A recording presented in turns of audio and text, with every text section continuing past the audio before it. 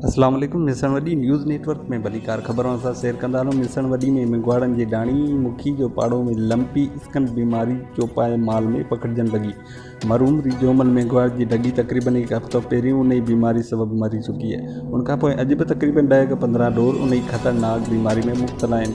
भाग्यनि जिनमें फोटो मेघवाड़ महरूलाल जवाहरलाल माली मेघवाड़ ॿुधायो त हीअ बीमारी अॼु बि असांजे ढोरनि में मौजूदु आहे।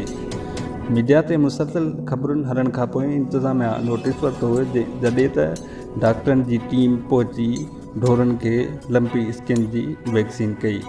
वधीक ॻोठाणनि जो छा चवणु आहे, अचो त उन्हनि सां हाल अहिवाल करें। असांजी मिसण वॾी में माल जी बीमारी आहे लंपी स्किन, जेको तमामु घणी पखिड़िजी वई आहे ऐं मिसण वॾी में जेको जानवरनि जी अस्पताल कोन्हे उहा क़ाइमु कई वञे ऐं टीम मोकिली वञे जेका वैक्सीन करे।